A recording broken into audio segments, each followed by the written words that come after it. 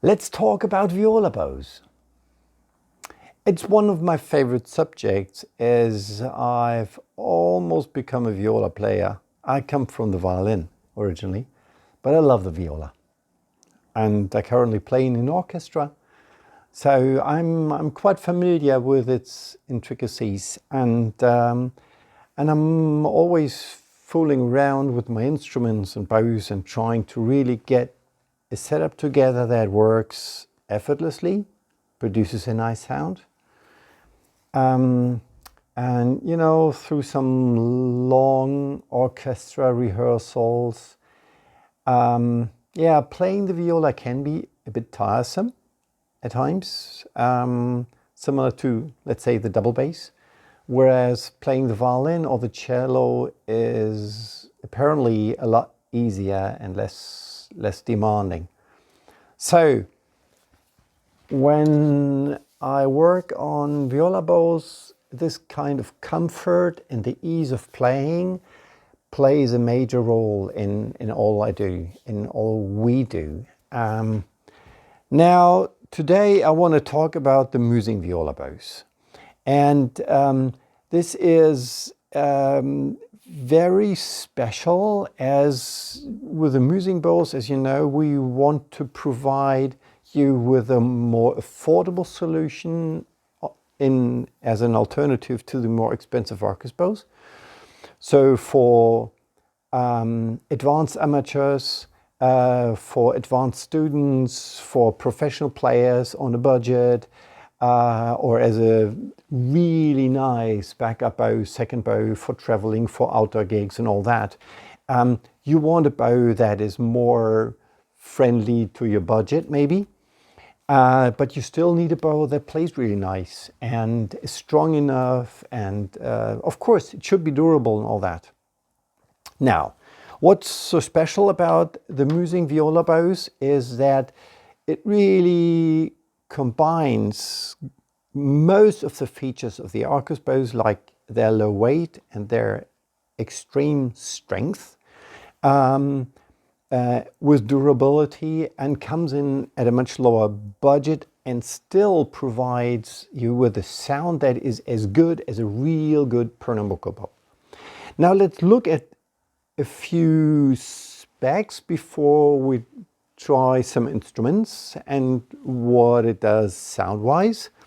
So to begin with, if we look at weight, let's start with some wooden bows. Usually we are at least 70 grams for properly working viola bows, and can easily go to 75. I think this is 74, 75 grams.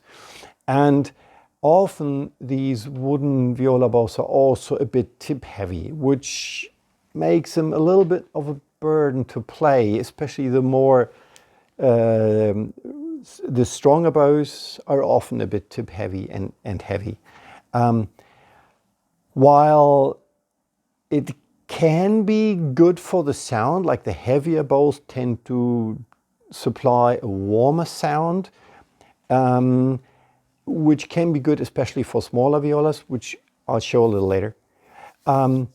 But yeah, they are a bit sluggish too, and really during a long rehearsal can be a lot of trouble, which we don't want.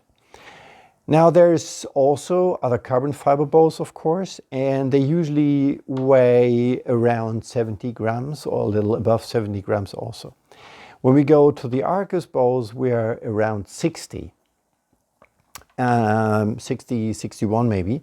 So that's the weight of a traditional violin bow, but at the same time its strength is almost twice that. So if we compare, for example, a typical 70-gram viola bow, in terms of strength, this is really a different world. Now, if we compare that to a Müsing bow, we'll find that it is pretty much halfway between the two. So it is significantly stronger, but not near as stiff as the Arcus bow, which is fantastic if you need it and if you can handle it. So playing an Arcus is certainly more demanding. The Müsing bows play really easy. I'll show you that in a minute. Now, if we look at other carbon fiber bows, they're usually closer to wooden bows in their resiliency. This one feels pretty much like a wood bow, or like the slightly heavier wood bow. So not much difference there. And to be honest, I find other carbon bows pretty much all over the place. I cannot really, often not really find a design concept behind those bows. Apart from all the nice words that you sometimes read in the marketing, I doubt that most of the makers really understand what a viola bow is meant to be. Okay, a big word. Now, let's look a little closer, and let's start. So I have three instruments here. I have a smallish viola with 36.5 centimeter string length, which is a bit on the short sides. 37 is pretty much medium. I have a large one, a tall one, with 38 centimeter string length. Let's not talk about body size. That's really not so important when it comes to bows. And I have a high-end viola here with 37.5. That's got a really fantastic sound. The smallish violas are often a bit difficult, often a bit too bright. And this is an example here. So this is not the best viola to showcase anything, because it is definitely a little bit on the bright side. But that's something that is quite common, I'm afraid. So let's take a look. So let's start with a normal wood bow, pretty normal wood bow.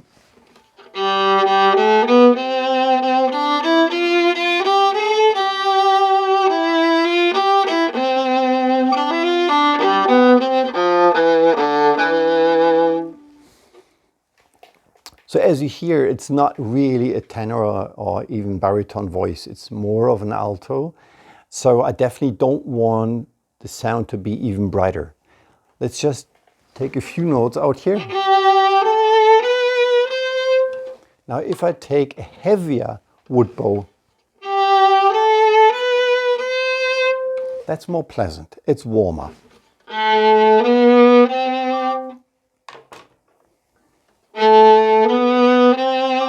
This is again a little brighter, a little more narrow.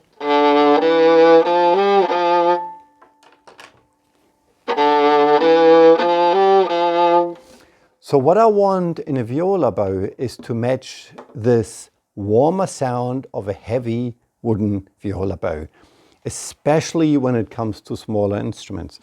Now, let's first look at the other carbon bow, where that is. Compare that to the lighter. Yeah, I would say it sounds more like a lighter wooden bow, not like the darker.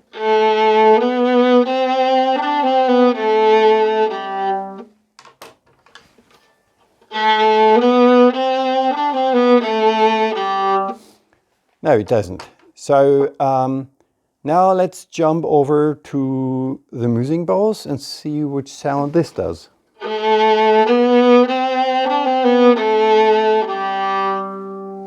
This is clearly on the warm side. Let's compare only with the heavier wood bow.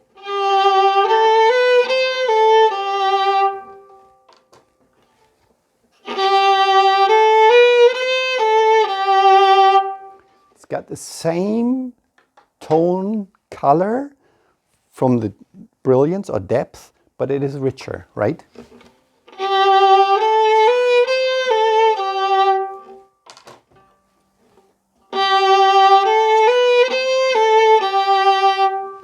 Now let's compare that to the other carbon bow.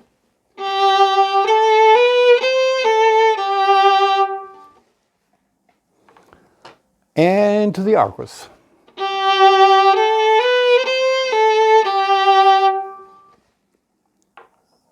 Which may be even richer, offering a slightly better response than the Müsing, but costs twice as much. So yeah, So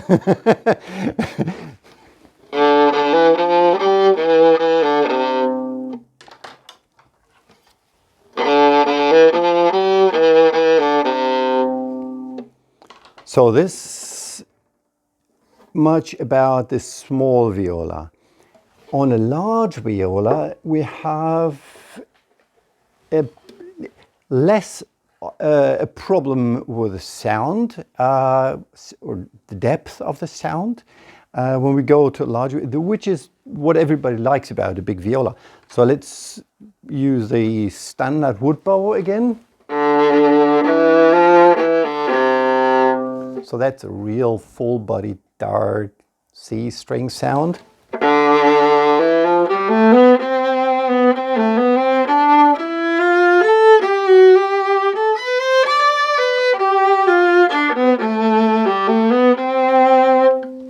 So all is well there, I find, in terms of sound. What the problem can be, though, is that due to the sheer size of the instrument and the higher string tension, because it's a longer string, same tuning, so much higher tension,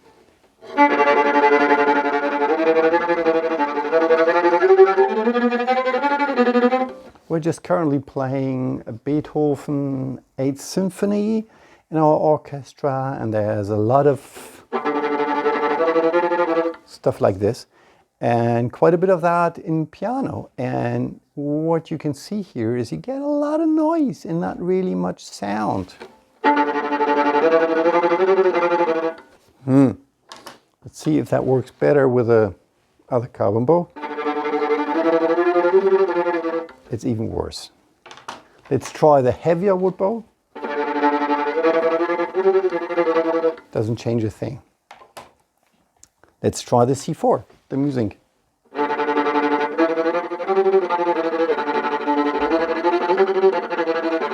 There's still some noise, of course, but you get a lot more sound. The response is easier, and you can play more silently with some beauty. Let's take a look at the Arcus.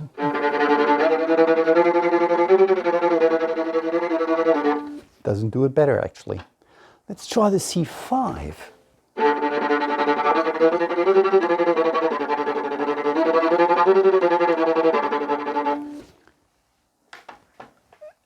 Among these bows, that would be my favorite right now. Let's try a C2, which is our most economic model.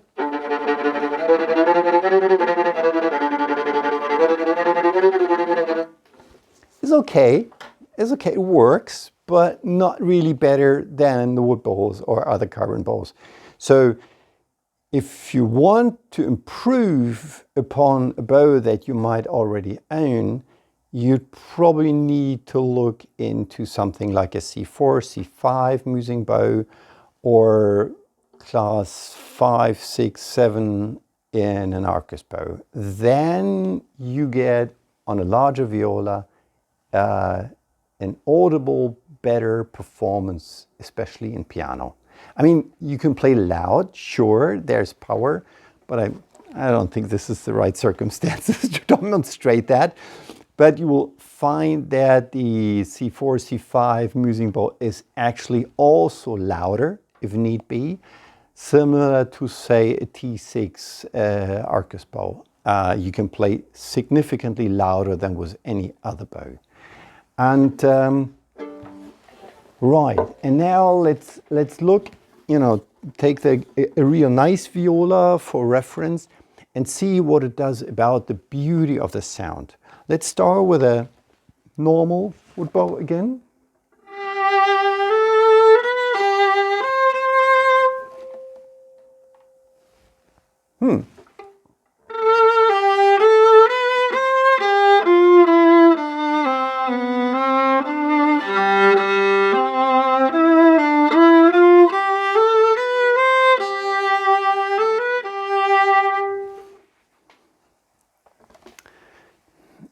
It has some richness, but also it's not really clear and round. There's some facets in the sound that I find a little bit distracting.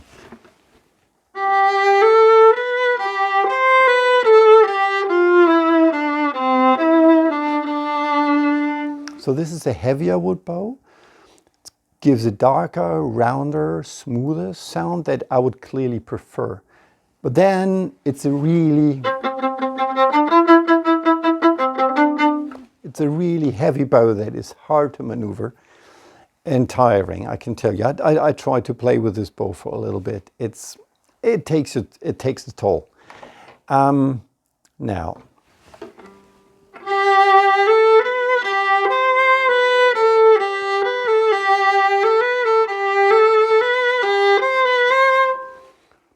with other carbon bows, I find that clarity, brilliance is missing.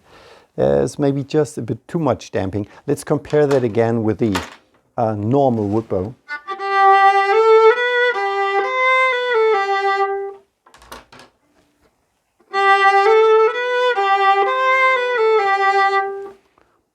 And with a heavier.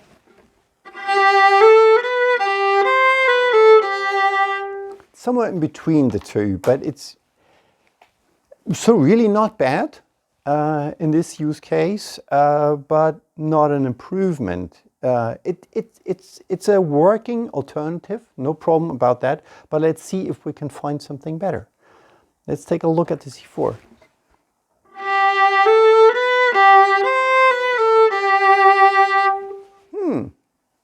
I have to say I like that a lot better. It's much less noise. The sound is much rounder, fuller.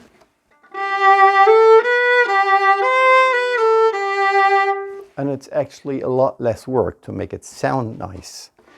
Let's try the C5.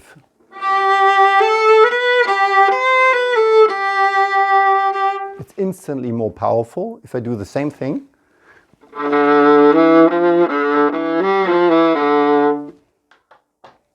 C4 again. But not a huge difference in quality, I would say. Let me try the C2.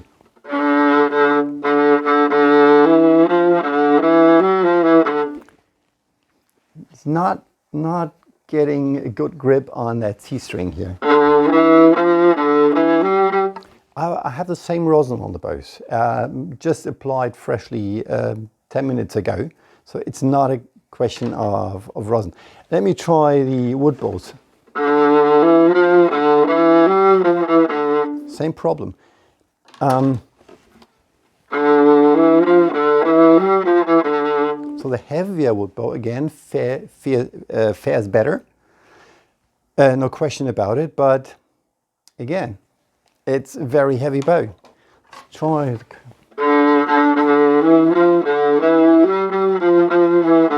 This is actually the worst. The other carbon bow, it is not working on that C string. Even the lighter wood bow works better. But let's go back to the C4.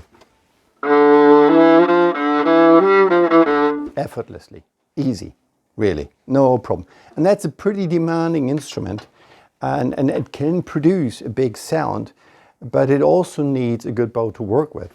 Let's try the Arcus. Actually, I find the C4 is at least as good.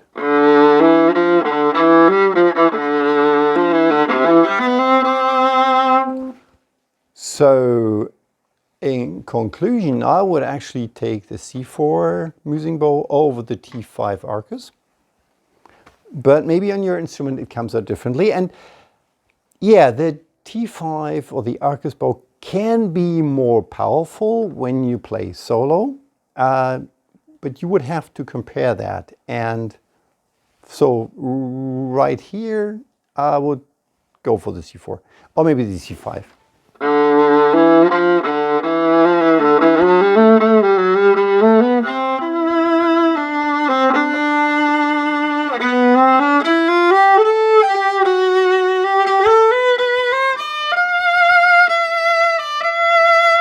Okay, let me not get carried away. Yeah, I love to play the viola. Now you have it. So it took us a couple of years to get to this level with our viola bows. It's not our first iteration. It's been quite a development, and we've put in some serious work to get these bows to where they belong. So offering a warm sound but not too dark, a lightweight combined with just the right strings to move even the C strings on heavy instruments, but not to overwhelm the A string. So you also need a soft touch on the A string. Cannot be too hard. That's not good. And it's a very clean sound. And so yeah, go out and get your hands on a few of those and let me know if they are the right bows for you. Or if you maybe find potential to further improve them, I would be happy to hear about that. So if you want to put a note down in the comments with your experience, I'd be very glad to check this out and reply to them. Okay, so thanks for now. See you in the next one. Bye.